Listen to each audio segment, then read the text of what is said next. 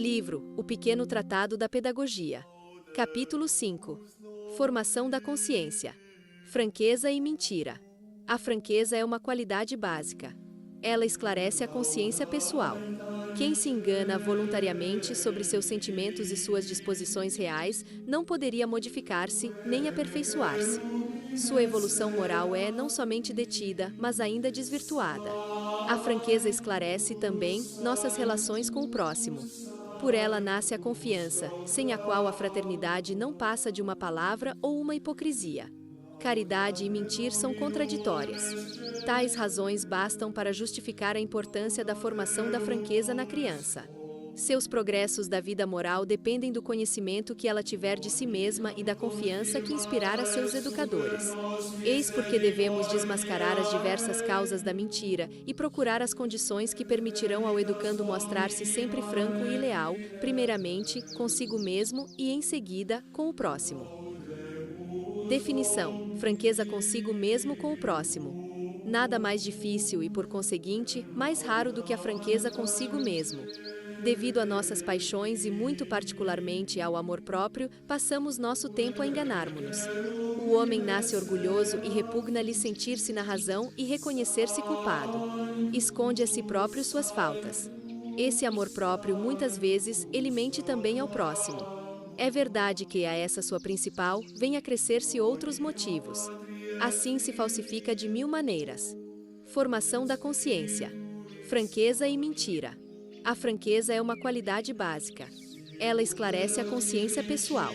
Quem se engana voluntariamente sobre seus sentimentos e suas disposições reais não poderia modificar-se nem aperfeiçoar-se. Sua evolução moral é não somente detida, mas ainda desvirtuada. A franqueza esclarece também nossas relações com o próximo.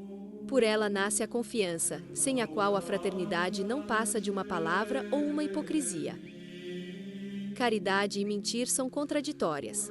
Tais razões bastam para justificar a importância da formação da franqueza na criança. Seus progressos da vida moral dependem do conhecimento que ela tiver de si mesma e da confiança que inspirar a seus educadores. Eis porque devemos desmascarar as diversas causas da mentira e procurar as condições que permitirão ao educando mostrar-se sempre franco e leal, primeiramente, consigo mesmo e, em seguida, com o próximo. Definição: franqueza consigo mesmo com o próximo. Nada mais difícil e, por conseguinte, mais raro do que a franqueza consigo mesmo. Devido a nossas paixões e muito particularmente ao amor próprio, passamos nosso tempo a enganarmos-nos. O homem nasce orgulhoso e repugna-lhe sentir-se na razão e reconhecer-se culpado. Esconde a si próprio suas faltas. Esse amor próprio, muitas vezes, ele mente também ao próximo. É verdade que a essa sua principal vem acrescer-se outros motivos. Assim se falsifica de mil maneiras. A vontade explícita de enganar a si próprio ou ao próximo não se encontra de todo no educando durante seus primeiros anos, porque ela exige um certo desenvolvimento pessoal da consciência e da inteligência. A criança engana mais por medo ou interesse do que para induzir, deliberadamente, o próximo ao erro. Há, portanto, como que etapas na elaboração da mentira consciente e voluntária. Dissimulação instintiva. No decurso dos primeiros anos, a criança não mente. Dissimula. Como nos animais, a astúcia é-lhe uma arma para seus instintos e más inclinações nascentes. Na medida em que o educador intervier para opor-se a seus desejos, a dissimulação transforma-se em mentira deliberada. Franqueza e liberdade. Certos educadores tomam, como pretexto, essa observação para opinarem que o verdadeiro meio de evitar as mentiras da criança consiste em jamais cercar-lhe as espontaneidades da natureza por intervenções intempestivas, proibições e ordens, cujo resultado só pode ser levá-la a esconder-se e a empregar a falsidade como um reflexo natural de defesa e proteção. Tais pedagogos consideram recompensas e castigos igualmente nefastos. As primeiras por despertarem desejos perigosos, as segundas por amedrontarem. No primeiro caso, o educando, não raro, simularia em vista de obter os favores alheios. No segundo, procuraria esconder suas culpas para evitar a punição. Não duvidamos que haja uma parte de verdade nessas observações. O abuso das sanções pode, realmente, tornar-se perigoso para a franqueza da criança.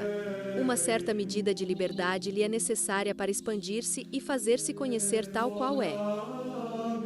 O temor, paralisando a confiança espontânea da criança, não poderá proporcionar-lhe a atenção de que carece, mas ameaça que o abuso de recompensas pode despertar os desejos que a levarão a mostrar-se diferente do que é, em realidade. Contudo, julgamos que, na medida em que as ordens forem firmes e precisas, o perigo da dissimulação fica, nitidamente, afastado.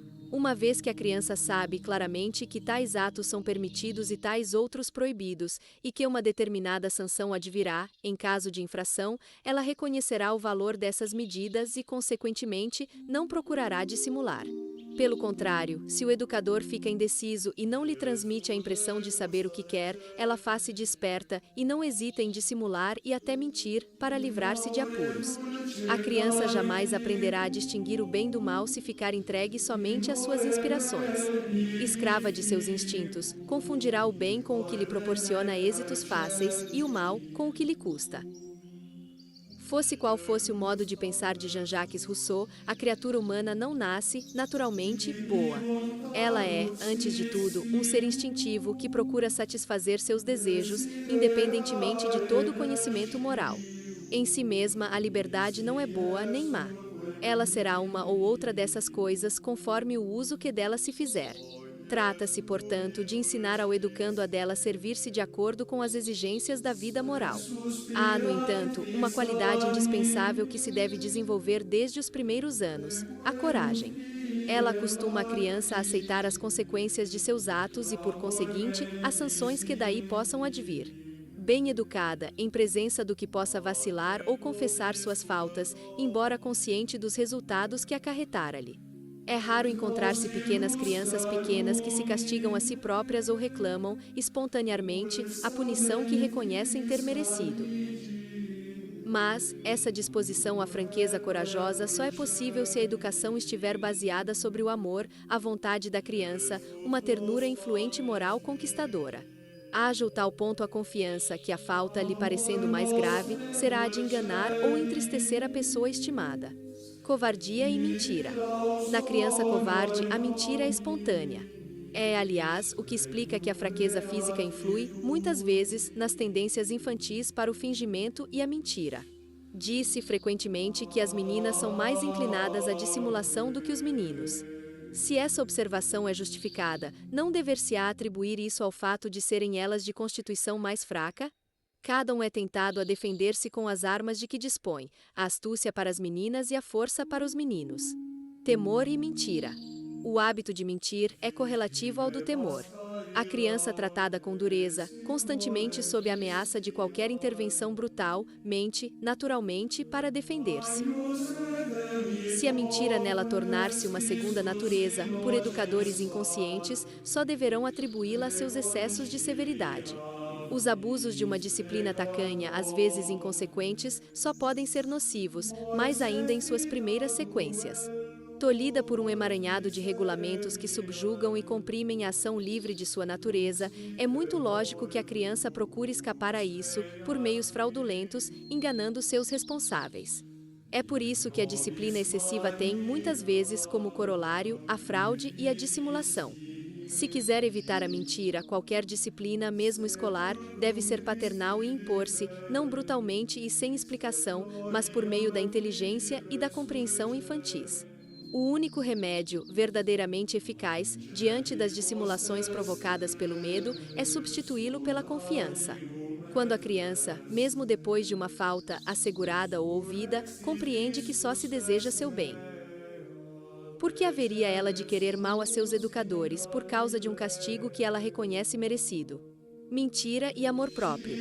O orgulho e o amor próprio devem ser incluídos entre as causas mais frequentes da mentira.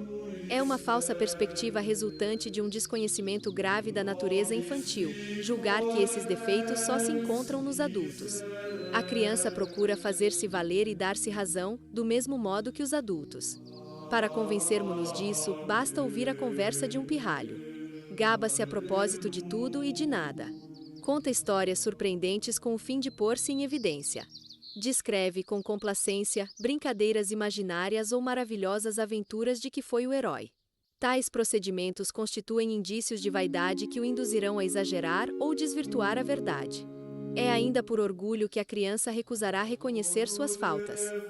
Ela mentirá, muitas vezes, assintosamente, não tanto porque tema ser castigada ou censurada, mas unicamente para fazer papel bonito e justificar sua própria conduta. É desde que a criança acostumada aos elogios, as suas qualidades são sempre enaltecidas, será particularmente propensa a esse gênero de falsidade. Não pode suportar a sombra de uma crítica ou de uma censura. No caso da mentira por amor próprio, os castigos não são de todo eficazes. Correm o risco de provocar a revolta, sem despertarem o sentimento de culpa. O melhor método é obter a confiança e restabelecer, dando o culpado e para sua confusão, a realidade dos fatos. Se a criança for orgulhosa, será aconselhável tirar partido da disposição para fazê-la compreender que o verdadeiro valor humano não se confunde com a franqueza, e que a verdadeira grandeza de alma consiste em reconhecer seus erros para melhor corrigi-los. Será preciso, igualmente, ficar atento em não lhe cultivar o amor próprio por meio de elogios constantes, sobretudo diante dos terceiros. Embora se deva incentivá-la que o seja muito em particular. Ela aprenderá a reconhecer ao lado de qualidades, talvez reais, seus defeitos e a não se considerar como uma personagem excepcional. Mentira e egoísmo. A causa mais frequente do egoísmo não é outra, senão esse egoísmo entranhado, que surge com a aparição da primeira infância. Para satisfazer os recursos ao seu alcance e sua segurança, a mentira poderá satisfazer seus caprichos. Quando não obtiver êxito com a corte ou com a teimosia, com a sedução ou com a ternura, ela irá buscar o sucesso pela astúcia e pela mentira. Todos os meios lhe são bons para conseguir seus fins e satisfazer a violência de seus desejos.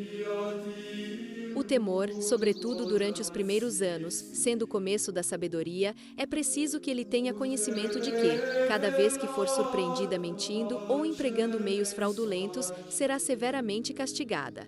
Porém, ao mesmo tempo, para não redobrar-lhe a astúcia, o que aconteceria facilmente por ter ela um caráter contravertido, é preciso testemunhar-lhe uma confiança plena de afeição, a fim de que o desejo de não magoar a pessoa querida venha acrescentar-se ao receio do castigo. Mas para que a criança habitue-se a lutar contra a tentação da mentira, basta a afeição. É preciso proporcionar-lhe ocasião de diálogos íntimos de forma que ela não permaneça fechada sobre si mesma e acostume-se a comunicar suas impressões, e até seus erros e fraquezas, a quem tiver sabido conquistar-lhe a confiança. Graças a essa intimidade, será possível ajudá-la a mostrar a coragem necessária para confessar suas falhas e quedas. Sem isso, o educador pode impor-lhe o medo e o respeito, mas nunca obterá as confissões, sem as quais não há correção eficaz. Não se deve esquecer que a alegria constitui um elemento necessário à formação da franqueza. A criança triste, que se sente oprimida e separada da vida por uma multidão de deveres e compromissos, não encontrará senão a monotonia e o peso das obrigações da consciência. Desconfiando de todos e de cada um, ela, talvez, recalque na íntima deliberação condutas, porém, ajeitará e modificará, constantemente, a realidade, por não querer em ninguém a crer ou aceitar. Sua imaginação incerta e descontínua coloca-a numa atitude constante de defesa e desconfiança. O melhor meio de combater-se a mentira será sempre apelar para a confiança, a coragem e a altivez do educando. Não o ajudamos a tornar-se franco encarnando, mas fazendo compreender a beleza da sinceridade e a fealdade da mentira. A confiança se adquire mais por meio dos exemplos comuns, a confiança e o amor são os mais poderosos remédios. Outras espécies de mentiras. Às mentiras por medo, amor próprio ou egoísmo, devemos acrescentar outras que nos contentaremos de assinalar por alto. Se a preguiça é reputada a mãe de todos os vícios, pode-se afirmar que a mentira é sua consequência inevitável. A criança que não fez seu trabalho naturalmente mentirá para justificar-se. Se for ciumenta, procurará sábias combinações para satisfazer suas más inclinações e o disfarce servirá para esconder suas manobras. Neste caso, não se deve atacar diretamente a mentira, mas o único que a provocou. Abster-se de fazer, diante de crianças invejosas, comparações susceptíveis de aumentarem-lhe o mal. Estimulá-la, fazendo ressaltar suas próprias qualidades e, sobretudo, dedicar-lhe a afeição que a impedirá de considerar-se como uma desprezada, a qual prefere-se os outros. Por outro lado, a criança que mente para vingar-se deve ser ensinada que mesmo justos motivos de desforra não a devem ser severamente castigada. Não só porque a vingança é, em si, um mau sentimento, mas ainda por ser covarde atacar os outros pelas costas e por meio de mentiras, destinadas a atenuarem-lhe as faltas de que não são culpados. Será ainda conveniente apurar o motivo da vingança para que ela possa ser reparada e sob nova direção desviada. A mentira por cobiça entra na categoria das provocadas pelo egoísmo. O ambicioso é gozador da natureza humana. Ela é como um companheiro roubo. Não somente nesse caso é preciso obter a confissão da falta, como também convém acrescentar uma confissão livre da privação do objeto que lhe havia provocado a cobiça ou ocasionou a mentira. É claro que, se a má inclinação permanente, o remédio único e universal para evitá-las, sejam elas quais forem, é a perfeição da vida e a luta contra todo defeito de malícia. Quanto mais uma criança desejar a perfeição, mas detestará a mentira e a malícia. Responsabilidade do meio em face das mentiras infantis. A influência do meio é preponderante, seja para favorecer hábitos de falsidade, seja, ao contrário, dispondo à franqueza. A mentira desenvolve-se como sobre um terreno natural quando o educando está envolvido nos mesmos atos de artifício e de disfarce. A educação, se quer, originar-se quando se vive num ambiente que só respira retidão, simplicidade e coragem. Muitos pais parecem não tomar consciência de suas responsabilidades sobre este ponto capital. Mentem a todo momento diante do filho para saírem-se de qualquer apuro. Ora é a mãe que faz ao pai descrições não conformes à verdade para tornar-se, muitas vezes, a cúmplice do filho, ocultando-lhe as faltas. Ora é o pai enganando a mestra ou o doutor, sob assinatura, que uma dor de cabeça impediu o menino de fazer seus exercícios quando, na realidade, levarão-no ao cinema, ou declarando ao fiscal da estrada de ferro, perante o filho, que a criança não tem a idade que ele já atingiu para pagar passagem inteira. É assim, com mil outras coisas que não terão outro resultado senão convencer a criança de que toda mentira é legítima quando o interesse está em jogo. E, muitas vezes, em suas relações diretas com a criança que suas mentiras se multiplicam, fazem-se-lhe promessas que não se cumprem, ameaçam-se-lhe castigos que, bem se sabe, não serão infligidos. Diante de qualquer pergunta embaraçosa, responde-se com uma história de fada em forma de pela da qual, cedo ou tarde, a criança descobrirá toda a falsidade. Como em tais condições esperar-se que a criança possa algum dia habituar-se à franqueza? O mais estranho é que, em suas invectivas, os pais não empregam nunca a mentira em suas relações com o próximo, que tem a pretensão de vedar ao filho que ele jamais profira mentiras. Suas exigências são vãs e seu exemplo terá, naturalmente, como consequência, acostumar o filho à falsidade. Pelo contrário, quando educado no meio onde jamais se mente, ele será, muito naturalmente, disposto a dizer, em todas as circunstâncias, a verdade. Encerremos estas observações sobre a influência do meio, fazendo ver que a mentira é particularmente rara, numa família composta de numerosos filhos. As palavras de um filho único são facilmente controláveis. Mas quando os fatos em que ele ou os pais tenham mentido são observados por vários irmãos, mais difícil é que se não desmascarem-se da veracidade. Na verdade, a divisão que se estabelece entre os filhos os torna severos juízes uns dos outros. Não podem, portanto, seguir-lhe todos os ditos e atitudes. O mesmo não acontece nas famílias numerosas. A criança vive constantemente, cercada de testemunhas que nada lhe permitem esconder. Por menos que ela tenha mentido ou tenha se entregue a uma descrição fantasista a propósito de sua própria conduta, ou que ela tenha querido, por exemplo, desculpar-se de qualquer falta por meio de uma ficção, os irmãos estão sempre como testemunhas impiedosas, não permitindo que a verdade seja deturpada. Assim, graças a esses fiscais de todos os instantes, o mal é, de certo modo, descoberto na raiz. Os irmãos são acusadores implacáveis que destroem o mal, antes mesmo de ele ter podido desenvolver-se. Mentira e imaginação. Como veremos no próximo capítulo, convém não confundir as ilusões da imaginação infantil com a mentira. Muitos pais caem nesse engano. Não raro, a criança dá a ilusão de mentir, quando é apenas o joguete inconsciente de uma imaginação ociosa e sem controle. Jamais se deve esquecer que o real e o imaginário confundem-se facilmente no espírito infantil que mistura sem separar as imagens sonhadas com os fatos testemunhados. Não será difícil acumular provas corroborando para o extravio dessa imaginação. Haja vista uma meninazinha chorando perdidamente ao chegar na classe e contando que acabava de perder o pai no hospital. Apurado o fato, no momento em que ela saíra de casa, o pai estava perfeitamente são e com saúde, sem sofrer doença alguma. Emoção da criança que, durante o caminho, arquitetou sua história. Pai ferido, pai no hospital, papai morto. Chegada diante da mestra, ela pronunciava piamente, na história saída de sua imaginação ociosa. Não também o caso desta outra menina, contando que sua babá a levará numa linda casa, onde ela comera muitos doces e brincara farta. Não havia acontecido nada disso, era simples produto de imaginação. O sonho havia se transformado em realidade. Como proceder em relação a essa perigosa tendência?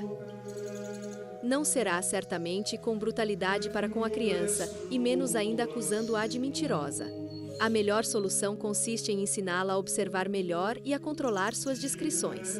Essa propensão a tomar como realidade as fantasias da imaginação acentua-se na criança solitária. Abandonada somente às suas aspirações, ela gosta de se contar histórias e tende a considerá-las como reais. Para combater essas divagações do espírito, é preciso tirá-la de sua solidão e pô-la, frequentemente, em contato com outras crianças da mesma idade. Estas impedirão que sua fantasia trabalhe no vácuo.